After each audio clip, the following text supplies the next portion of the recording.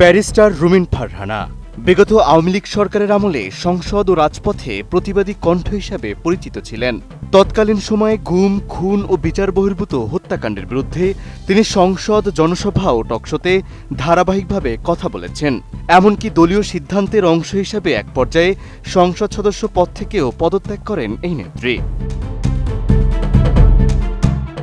এই রাজনৈতিক অবস্থানের ধারাবাহিকতায় নির্বাচন পূর্ববর্তী সময়ে দলীয় সিদ্ধান্তের বাইরে গিয়ে সাংগঠনিক তৎপরতা চালানোর অভিযোগ ওঠে তার বিরুদ্ধে। এর জেরে তাকে বাংলাদেশ জাতীয়তাবাদী দল থেকে বহিষ্কার করা হয়। দলীয় মনোনয়ন না পাওয়ায় শেষ পর্যন্ত স্বতন্ত্র প্রার্থী হিসেবেই নির্বাচনে অংশ নেয়ার সিদ্ধান্ত নেন রুমিন ফারহানা। এরপর গেল 12 ফেব্রুয়ারি অনুষ্ঠিত ত্রয়োদশ জাতীয় সংসদ নির্বাচনে ব্রাহ্মণবাড়িয়া 2 আসনে বিপুল ভোটে জয়লাভ করেন তিনি। বেসরকারিভাবে ঘোষিত ফলাফলে বিজয়ী হওয়ার পরই পুনরায় বিএনপিতে যোগ দেওয়ার প্রসঙ্গে নিজের অবস্থান স্পষ্ট করে একটি শর্ত সামনে আনেন রুমিন ফারহানা। তিনি বলেন, বিএনপি যদি তাকে দলে ফেরাতে চায় তাহলে আগে বহিষ্কৃত নেতাকর্মীদের দলে ফিরিয়ে নিতে হবে। তার ভাষায়, সবচেয়ে কঠিন সময় পার করেছে মাঠ পর্যায়ের নেতাকর্মীরা, যারা বছরের পর বছর ত্যাগ, নিপীড়ন ও রাজনৈতিক চাপ সহ্য করেছেন। সব মশার বিরুদ্ধে সুরক্ষা দিতে এলো বসুন্ধরা এক্সট্রিম অ্যারোসল, মশার বিরুদ্ধে এক্সট্রিম সুরক্ষা। এরপর শুক্রবার দুপুরে সরাইল উপজেলার নিজ বাসভবনে একটি সংবাদ সম্মেলন করেন রুমিন ফারহানা। সেখানে তিনি বলেন, স্বতন্ত্র প্রার্থী হয়ে নির্বাচন করা তার জন্য সহজ ছিল না। তিনি বলেন, আমি না জিতলে হয়তো নিজ পেশায় ফিরে যেতাম, কিন্তু আমার কর্মীরা কোথায় যেত?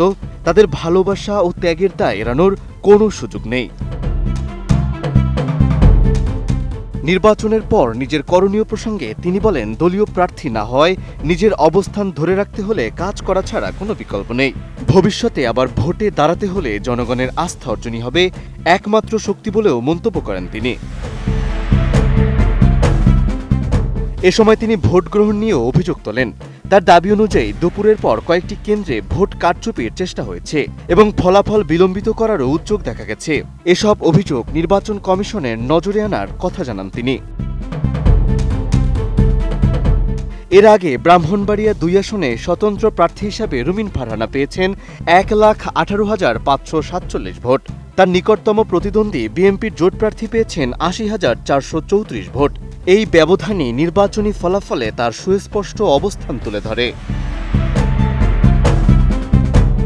সব মিলিয়ে ব্যক্তিগত জয় উদযাপনের চেয়ে নেতাকর্মীদের পুনর্বাসন ও রাজনৈতিক ন্যায্যতার প্রশ্নকে সামনে এনে বিএনপিতে ফেরার স্পষ্ট বার্তা দিয়েছেন রুমিন ফারহানা।